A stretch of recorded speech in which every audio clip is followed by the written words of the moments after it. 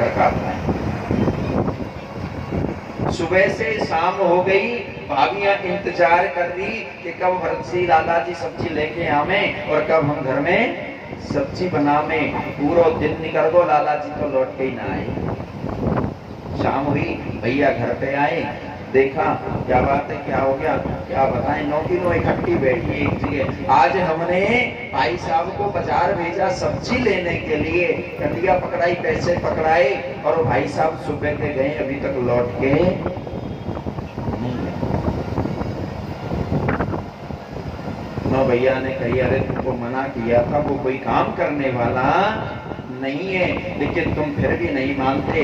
एक ही भाई है, हम 9 भाई, अगर कहीं चला गया, उसको कुछ हो गया तो दुनिया वाले क्या कहेंगे कि देखो 9 भाइयों से एक भाई का पेट नहीं। गलती हो गई, आज के बाद दोबारा नहीं करेंगे, आप जाइए उनको ढूंढ के लाइए। 9 के 9 भाई चले बेचारे ढूंढने। भैया चलो पहले मंडी में ही देख लेते हैं, कहीं वहीं मिल जाए। जाकर के देखा तो पंडित जी भरत जी महाराज वो पैसे कटिया लेके मंडी में चक्कर काटने लगे, पकड़ करके लेकर के आए। भाइयों ने कहा, स्वामी सुनो, अगर आप चाहते हो कि ऐसी गलती हमसे दोबारा ना हो तो हमारी आपसे प्रार्थना है, हम इनको घर में बर्दाश्त नहीं कर सकते। आप इनको अपने साथ खेत पे ले जाइए, वहीं इनके लिए कोई कमरा झोपड़ी बना दीजिए और इनको वहीं रहने के लिए कह दीजिए। हम आपके साथ इनका भोजन सुबह शाम भेज देंगे, लेकिन अब घर में इनको नहीं रखना है। भाइयों ने कहा, भाई रोज रोज का कलेश है, खत्म हो जाएगा, कोई बात नहीं, हमारे साथ खेत पे रहेगा, हम ख्याल रख लेंगे, कुछ ये भी सीख जाएगा। भाइयों ने एक झोपड़ी झुग्गी बनवा दी खेतों पे, और भरत जी महाराज खेतों पे रहने। अब घर में देवियां सुंदर भोजन बनाती, बढ़िया भोजन खिलाती अपने पतियों को, अपने बच्चों को, और जो कुछ बासा कुसा रह जाता वो भेज देती। सुबह का भोजन शाम में आता है, शाम का भोजन अगले दिन सुबह आता है। भरत जी किसी से कोई शिकायत नहीं करते, कभी ये नहीं कहते मुझे ये परेशानी है। जो आता है प्रभु का प्रसाद समझकर पा लेते हैं। भैया भाइयों ने देखा कि खेत पे आ गया, बैठा रहता है, कुछ भी नहीं करेगा, तो हाथ में फावड़ा दे दिया। बोले फावड़े से हमने नया खेत खरीदा है ना, उस खेत में कहीं पे गड्ढे हैं, कहीं पे टीला है, ये इस मिट्टी को चीर चीर के गड्ढों को भर देगा तो हमारा खेत समतल हो जाए। भाइयों ने जब भरत जी को एक फावड़ा दे दिया और समतल करने के लिए खेत को कह दिया। अब जब भरत जी महाराज फावड़ा लेकर के खोदने लगे, और जहाँ खोदने लगे वहाँ खोद खोद के कुआं बना दिया, और वो मिट्टी जहाँ डालने लगे वहाँ शिखर बना दिया। खनन कहे तो कूप बनावे, मेंढ कहे तो शिखर बनावे। भाइयों ने आके देखा, ओहो, अरे भैया ये तो बिल्कुल जड़ है, कुछ भी करने वाला। देखो काम और बढ़ा दिया, यहाँ कुआं और यहाँ पहाड़। भैया रहने दे, कुछ मत करो। भरत जी बेचारे चुप बैठ गए। फसल उगी, फसल बड़ी हुई। अब जब फसल बड़ी हुई तो फसल में जब पकने लगती है तो पक्षी आते हैं चुगा चुगने। तो भैयाओं की फसल बड़ी हुई तो पक्षी आते चुगा चुगने के लिए, और पक्षी जब आते तो चोंच मारते, 1-2 दाना चुगे और 10-20 दाने पकी फसल में से वैसे ही चल जाएं। भाइयों ने देखा, भाई बड़ा नुकसान हो रहा है, चल भरत कुछ और तो करेगा नहीं, एक काम करो, ये पक्षी तो उड़ा ही देगा, चिड़िया तो उड़ा ही देगा। एक पीपा दे दिया और 2 डंडी दे दी, बोले इनको बजाते रहना, क्योंकि उसके बजने की आवाज होगी तो पक्षी खेत में आएंगे। आप भी करते हो ना खेतों पे, करते हो? पक्षी जब आते हैं तो फसल में, हाँ नुकसान है जाएगा। आज जब भरत जी महाराज उस पीपे को लेकर के बजाने लगे, पक्षी चुगने के लिए आ रहे थे, चिड़िया चुगने आ रही थी। जैसे पीपा बजने की ध्वनि हुई, चिड़िया वापसी लौटने लगी। भरत जी महाराज ने देखा ये तो पाप हो रहा है, अरे ये चिड़िया रोज चुगने आती हैं, आज इसको मैं बजा रहा हूँ तो चिड़िया वापस जा रही है, चिड़िया भूखी रह जाएगी, पूरे दिन भूखी घूमेगी, इसका पाप मुझको लगेगा। जड़भरत जी महाराज ने डंडिया फेंक दी, पीपे को इधर साइड में सरका दिया और जोर जोर से गाने लगे, राम जी की चिड़िया राम जी को खेल, और चिड़िया भर भर पे, राम जी की चिड़िया राम जी का खेल, और चिड़िया भर भर पे, राम जी की चिड़िया राम जी को खेल, और चिड़िया भर भर पे, राम जी की चिड़िया राम जी का खेल, और चिड़िया भर भर पे, भर भर पेट चिड़िया भर भर पेट, और चिड़िया भर भर पेट, भर भर पेट चिड़िया भर भर पेट, और चिड़िया भर भर पेट, राम जी की चिड़िया राम जी को खेल, और चिड़िया भर भर पेट, राम जी की चिड़िया राम जी का खेल, और चिड़िया भर भर पेट। चिड़ियाओं ने जैसे ही आवाज को सुना भरत जी की, तो चिड़िया वापस लौट करके आने लगी और चिड़िया वहां पर चुगने लगी। भरत जी बड़े प्रसन्न हो गए। प्यारे भाइयों ने आके देखा, वो हमने तो चिड़िया उड़ाने के लिए पीपा दिया था, भरत जी तो गा गा के चिड़ियाओं को बुला और रहे। भैया फसल बचा नहीं सकते तो कम से कम नुकसान तो मत कराओ। भरत जी ने कुछ नहीं कहा, चुप रहे। मानसिकता है, हमारी सोच है। खेत में अगर पशु आ जाएगा नुकसान हो जाएगा, गाय आ जाएगी नुकसान हो जाएगा, चिड़िया चुगलेंगी नुकसान हो जाएगा। सोच है। और हम सामर्थ्य हैं, चिड़िया को भगा सकते हैं, पशु को डंडा लेकर के भगा सकते हैं, किसी को दूसरे को भगा सकते हैं, कीट लग जाते हैं दवाई छिड़क करके उनको मार सकते हैं। लेकिन जब राम जी की के लिए वो ओले मोटे मोटे पड़ते हैं तो फिर क्या करते हो? छतरी लेके बैठ जाते हो पूरे खेत में, ओले आ रहे हैं फसल बचानी है, बताओ ना। नहीं, क्योंकि जब राम जी की चिड़िया भूखी रहेगी, राम जी की गैया भूखी रहेगी, तो राम जी ने क्या तुम्हारे पेट भरने का ठेका लिया? तुम भी भूखे हो। तुम उदेगो चुगेरो है जाने चौंच दी। परमात्मा सबका भरण पोषण करता है। अजगर करे न चाकरी, पंछी करे न काम, दास मलू का यूं कहें सबके दाता राम। पक्षी कोई काम नहीं करता, अजगर किसी की चाकरी नहीं करता, लेकिन परमात्मा सबका पेट है। परमात्मा ने अगर दिया है तो मिल बांट के खाना सीखो। अकेले अकेले खाने वाला तो दरिद्र होता है। हाँ, बहुत जगह देखा, घर में अतिथि आ जाए तो अतिथि के सत्कार के समय पे जो थाली लगी होती है, सुनो, पता नहीं कौन है, कहाँ से आए, अब 2 रोटी और बनानी पड़ेंगी, बेकार में रोज रोज चले आते हैं पता नहीं कहाँ से, और जैसे तैसे करके 2 रोटी सब्जी बनाई और सुंदर पकवान अपने अकेले में बैठ के खाए, और अतिथि को जैसा तैसा बनाया, कहीं नमक ज्यादा हो गया, कहीं मिर्ची ज्यादा हो गई, खिला पिला के फ्री। अतिथि से जो मुख मोड़ता है ना, उसे कभी समाज में प्रतिष्ठा नहीं मिलती। अतिथि देवो भवा। घर पे आया अतिथि साधारण मानव नहीं माना गया। घर पे आया अतिथि तुम्हारा रिश्तेदार नहीं, पहले तो वो अतिथि देवो भवा, पहले तो वो अतिथि के रूप में देवता है, और उसको देवता मान करके उसका सत्कार करो। भगवान को धन्यवाद दो, प्रभु आप तो कभी आते नहीं, लेकिन आज हमारे घर ये अतिथि देवता रूप में आया है, हम किसी की सेवा ऐसे करेंगे मानो हम भगवान की सेवा कर रहे हैं, भगवान को भोजन करा रहे हैं। हमारी क्रियाएं चली गई हैं, हम स्वावलंबी बहुत ज्यादा हो गए, सिर्फ अपना सोचते हैं, दूसरे के बारे में।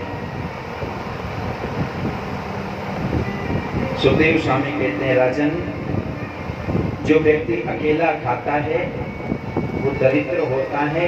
घर में अतिथि आ जाए ना तो उसको पहले भोजन कराना चाहिए, बाद में स्वयं भोजन करना चाहिए। कई माताएं बहनों को घर में देखा कि आज तो हमने खीर बनाई और घर में दो हम और दो हमारे बच्चे, हमने तो 4 के हिसाब की खीर बनाई और 5वां घर में अतिथि आ गया तो कहीं पता नहीं खीर बचेगी या नहीं बचेगी, पहले अपन ही खा लो। अतिथि को खीर अच्छी लग गई और 1 कटोरी की जगह 2 कटोरी खा गया तो मुझे तो खीर बचेगी। अरे नहीं बचे तो कोई बात नहीं, लेकिन जो घर पे अतिथि आया है ना, आप समझो आज परमात्मा मेरे घर आए हैं और अगर ये खीर प्रेम से पाएंगे तो मेरा भोग भगवान को लगेगा। ऐसा मन में भाव रखकर उस अतिथि का सत्कार करो। ना बचे तो कोई बात नहीं, लेकिन अतिथि को अच्छे से जबरदस्ती बार बार पूछ के और लीजिए ना, थोड़ी सी और लीजिए, प्रेम से। सुखदेव स्वामी कह रहे हैं, राजन, आज जड़ भरत जी महाराज ने चिड़ियाओं को वापस बुला लिया। भाई स्वयं फसल पकी कटी, जड़ भरत जी महाराज को वहीं अपने खेत की मेड़ पर बैठे रहते, वहीं एक अपनी कुटिया है। आज एक भीलों के राजा हैं, भीलों के राजा ने संकल्प लिया भद्रकाली के आगे, कोई संतान नहीं थी। हे माँ, अगर मेरे पुत्र होगा तो मैं अपनी स्वयं नर बनी तुम्हें चाहूंगा। भद्रकाली के आगे संकल्प लिया था, मैया ने कृपा कर दी और भीलों के राजा के एक पुत्र हो गया। अब पुत्र तो हो गया, लेकिन भीलों के राजा ने देखा अभी तो बेटा हुआ है, मैं अपनी बलि दे दूंगा तो इसका लालन पालन कौन करेगा, मैं अपनी बलि नहीं किसी दूसरे की नर बलि चाहूंगा। सैनिकों को आदेश दिया, जाओ कोई बढ़िया सा हत्या काटना ढूंढ करके लाओ। चल दिए भीलों के दूध, कोई नहीं मिला। जड़ भरत जी मिल गए, देखा हट्टे काटे मोटे ताजे, हाथ पैर देखे, स्पर्श करके देखा, ऐसे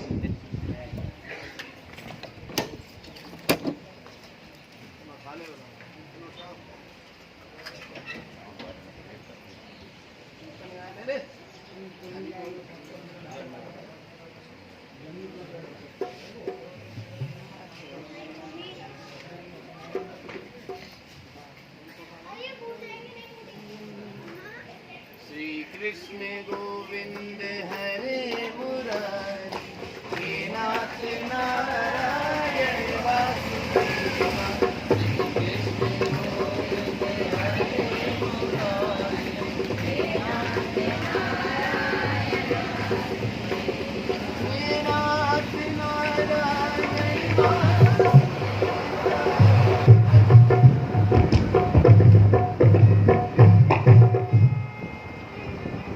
के डाकुओं ने जाकर के जड़ भरत जी को चेक किया, कहीं से कोई खंडित तो नहीं है, खंडित पुरुष की बलि नहीं होती।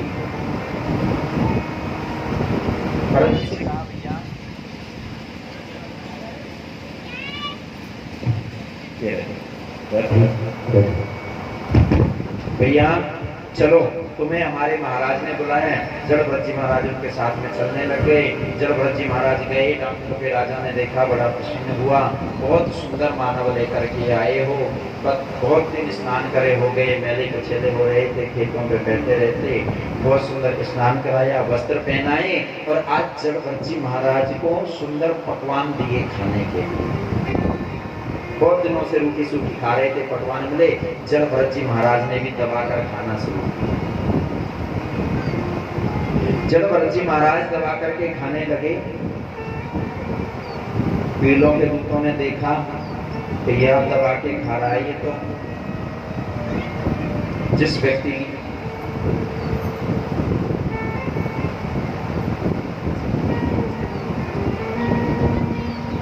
भीलों के राजा ने कहा, मतलब डाकू ने कहा, अरे तुझे पता भी है तेरे साथ क्या होने वाला है? जड़भरत जी ने खाते हुए आज सर हिला करके जवाब दिया, बोले तेरी बलि चलेगी। जड़भरत जी पे कोई असर नहीं। जड़भरत जी महाराज तो निरंतर खाते गए, बढ़िया चकाचक दबा के खाया। खाने के बाद भरत जी को भद्रकाली के आगे लाया गया। भद्रकाली माता के आगे ला करके भद्रकाली माता की पूजा कराई गई और खड़ग रखा है, खड़ग की पूजा कराई गई और कहा यहाँ सर झुका करके बैठ जाइए। जड़भरत जी महाराज सर झुका करके बैठ गए। वीरों के राजा आए और जैसे ही आज खड़ग को हाथ में लिया भरत जी की बलि चढ़ाने के लिए, उसी समय आज भद्रकाली माता प्रकट हो गई। बोले भद्रकाली महारानी की। अष्टभुजी महाभद्रकाली प्रकट हुई। भीलों के राजा के हाथ से खड़ग को छीन लिया। उसी खड़ग से आज भीलों का वध किया है, दूतों का वध किया, डाकुओं का वध किया, उनका रक्तपान किया।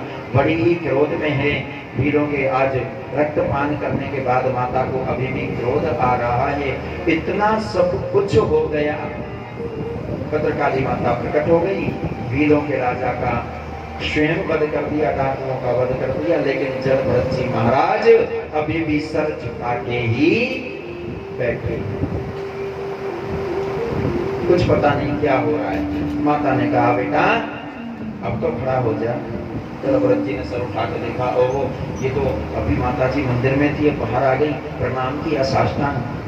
मैया ने कहा बेटा तुझे इतना हट्टा काटा शरीर दिया है, क्या तू स्वयं अपनी प्राण रक्षा भी नहीं कर सकता? अगर एक पल भी मैं आने में देरी कर देती तो तुझे पता है अभी तेरे प्राण चले जाएंगे। जड़भरत जी ने कहा मैया क्यों चिंता करनी, जब आप हमारी रखवाली करने के लिए हो तो हम अपने प्राणों की चिंता क्यों करेंगे? जागो राखे मार सके ना को, बाल न बांका कर सके जो जग बैरी हो। आज मैया ने आशीर्वाद दिया, मां अंतर्ध्यान हुई। भरत जी बड़े प्रसन्न हुए, मैया आप हमारी रखवाली के लिए हो। माता भद्रकाली आशीर्वाद दे के अंतर्ध्यान हो जाती है।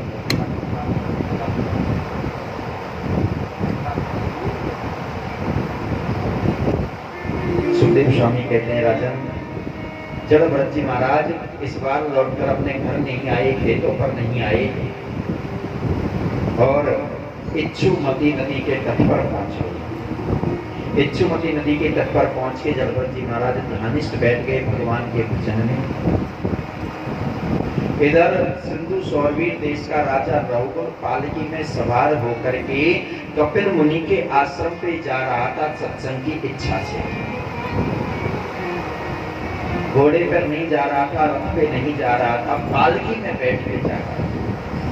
पालकी को उठाने वाले 4 कहार लगे हुए थे, उनमें एक कहार अस्वस्थ हो गया, बीमार हो गया।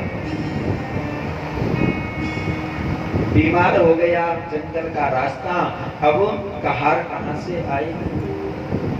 रघुकुल ने आदेश दिया कोई ढूंढ करके लाओ। सैनिक ढूंढने गए तो कोई नहीं, हमारे जड़भरत जी हो। जड़भरत जी को पकड़ के लाए और ला करके पालकी में लगा दिया। सुनो ये हमारे महाराज हैं, आपको इनकी पालकी उठानी है।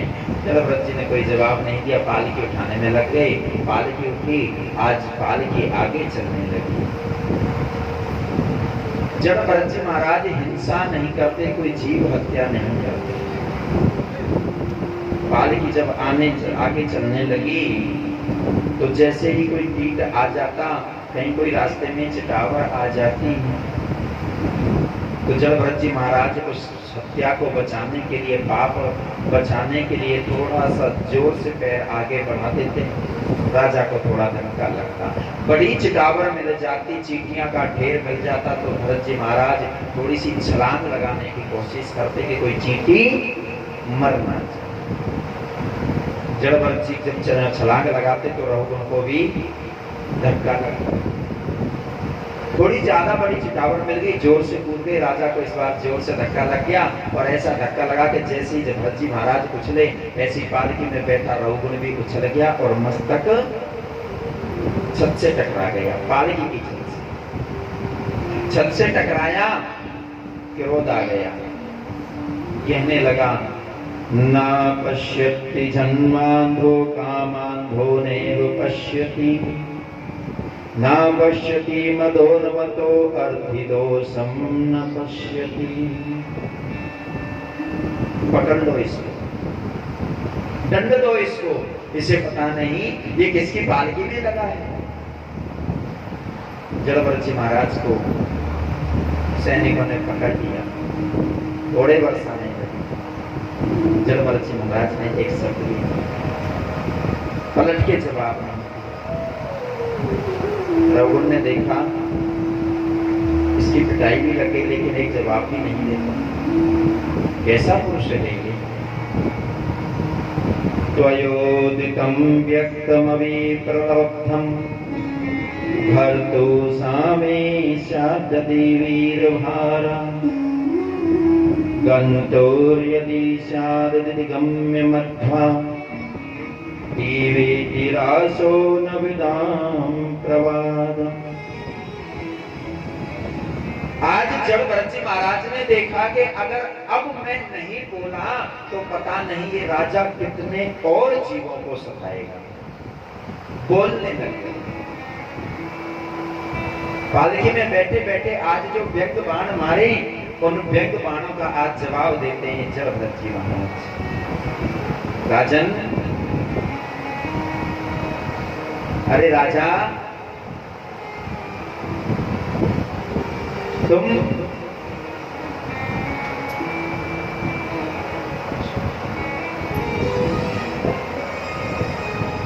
राजन,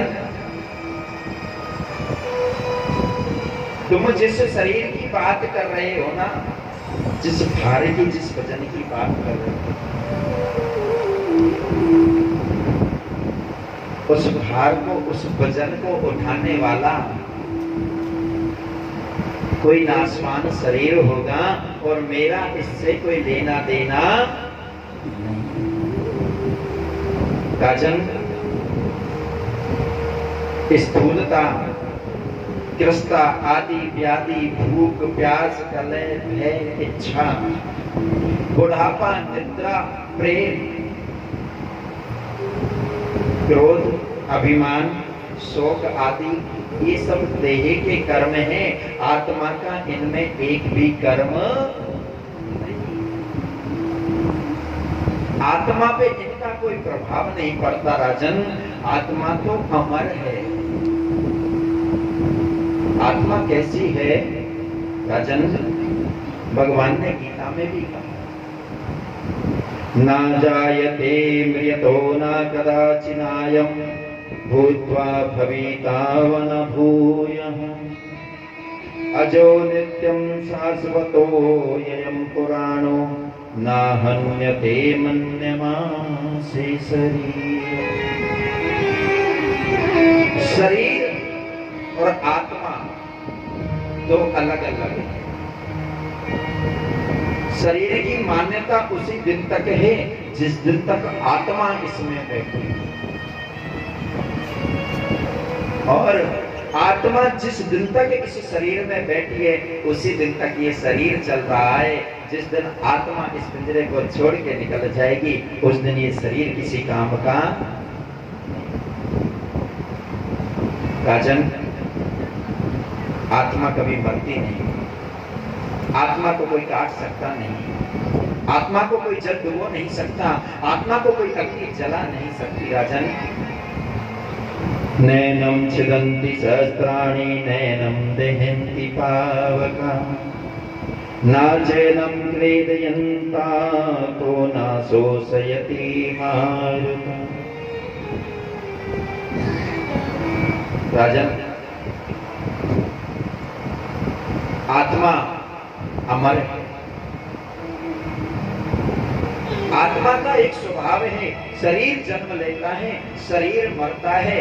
आत्मा जब शरीर मरता है छोड़ के चली जाती है, पुनः जन्म होता है, आत्मा पुनः उसमें शरीर में प्रवेश होकर जन्म के रूप में आ जाता है। पुनरपि जन्म पुनरपि मरणम पुनरपि जरते जननी से, पुनः जन्म लेना और मरना ये शरीर का है।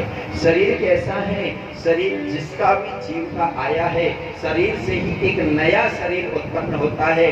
पुराना शरीर मर जाता है, नया शरीर चलता है, उस शरीर से फिर एक शरीर उत्पन्न होता है, पुराना शरीर मर जाता है, फिर नया शरीर चलता है। एक नियम है भगवान ने सृष्टि में लगाया। एक शरीर से ही दूसरा शरीर बनता है, लेकिन सिर्फ मानव शरीर बनाता है, आत्मा तो परमात्मा के नाम से है। राजन कहाँ जा रहे हो आप? आज जैसे बातों को सुनने लगे और पूछा तो रघुगुण आज इतना सुन के पालकी से कूद गया और बोला, प्रभु मैं कपिल मुनि के आश्रम सत्संग करने जा रहा हूँ, आप इतनी सुंदर बात बता रहे हो, प्रभु मुझे क्षमा करना, मुझे लगता है आज मुझसे पाप हो गया। कैसा पाप? रघुगुण कहता है, सुनो, मुझे ना पृथ्वी पे डर नहीं लगता, यम के दंड से डर नहीं लगता, इंद्र के वज्र से डर नहीं लगता, कृष्ण के चक्र से भी डर नहीं लगता, मुझे किसी के से राजा से किसी डाकू से डर नहीं लगता। अगर मुझे डर लगता है तो सिर्फ ब्राह्मणों से डर लगता। क्यों? ब्राह्मण की परितीत में सुख ना पायो को, ब्राह्मण की परितीत में सुख ना पायो को, बलि राजा हरिश्चंद्र ने दियो राजपट को, दियो राजपट खोए हरि जिन जनक दुलारी, तीन लोक के नाथ तिन्हों के रात मारी, कहे प्रपन्न कबीराय बचो, ये हैं क्रोधी बड़ भाई। ब्राह्मण की तो शत्रुता भी बड़ी और प्रीति भी बड़ी। भैया ये ब्राह्मण तो बातों में ऐसा फंसा देते हैं, ऐसा उलझा देते हैं कि इनसे प्रीत करो तो भी भगवान की बात करते हैं, और इनसे शत्रुता कर लो तो भी ये श्राप दे करके भगवान के धाम भेजने की ही बात करते हैं।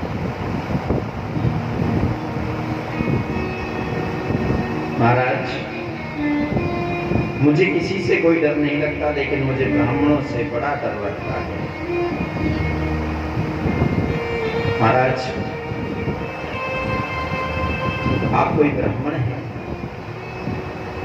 चलो भरत जी ने आज अपना परिचय दिया। महाराज आपने ठीक पहचाना। क्या आपको मेरे कंधे पे डला हुआ यज्ञोपवीत नजर नहीं आया? महाराज यज्ञोपवीत तो ब्राह्मण भी पहनता है, क्षत्रिय भी पहनता है, वैसे भी पहनता है। एक कहा राजा आपको ज्ञान तो है, लेकिन आपका ज्ञान आपका अभिमान बन गया, जड़ बन गया राजन, क्योंकि अभी आपने मन को नहीं। आज रघुगुण को जब इस बात का पता लगा कि ब्राह्मण है तो चरणों में गिर गया, प्रार्थना करने लगा, प्रभु मुझे क्षमा करना, मुझे आप श्राप मत देना। क्यों? विप्रन के पूजन से चारों पाप यश होत, वंश का विनाश होत विप्र को सताए से, सर्व अंग भंग होत गुरु जी की निंदा से, नरक को ही वास होत नारी के चुराए से। ब्राह्मण को जो सताता है ना वो कभी सुखी नहीं रहता। ब्राह्मण को सताने वाले जीव कितना भी दान दया धर्म पुण्य करें, कितने भी मंदिर तीर्थ जप करें, अगर ब्राह्मण को सताया तो उसके चारों पुण्य नष्ट हो जाते हैं।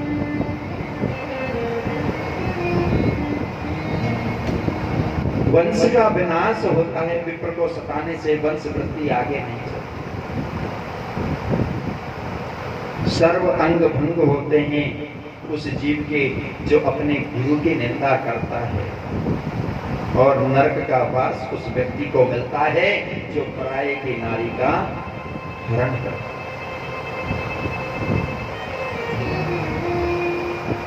जड़भरत जी कहते हैं, राजन ज्ञान तो तुम्हें है। आज जड़भरत जी महाराज से प्रश्न करता है, रघुवर ध्यान से सुनिए। राजन कहता है, भरत जी आप अभी कह रहे थे कि मैं आत्मा हूं, इस नाशवान शरीर से कोई लेना देना नहीं।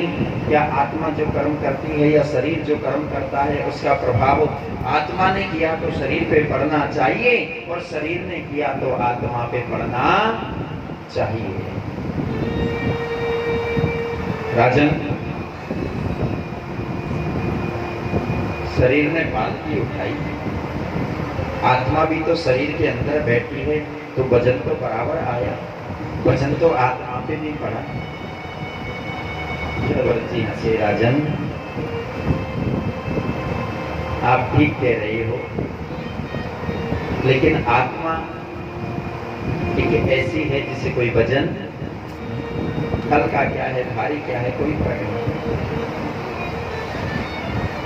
ब्रह्मस्मि सर्वखल्विदं ब्रह्मवल की उसके। राजन, ब्रह्मा जब सृष्टि को रचाते हैं ना, और आत्मा को जब इस देह में भेजते हैं, तो आत्मा एक समय लेकर के आती है, और जितना समय ब्रह्मा जी दे के भेजते हैं, आत्मा उतने ही समय तक उस तेतम भूत्वा स्वर्गलोकं विशालं क्षीणे पुण्य मृत्युलोके विशन्ति। शरीर साथ नहीं जाता, वो आत्मा उस शरीर में रहती है, और उस शरीर में रह करके एक दिन छोड़ करके जब जाती है, तो जीव के कर्म अनुसार ही उस जीव की आत्मा को स्वर्ग और नरक भोगना पड़ता है। लेकिन आत्मा स्वर्ग नरक भोग भोग कर वापस जन्म लेने के लिए आ जाती है, शरीर दोबारा लौट के। क्यों? छति जल पावक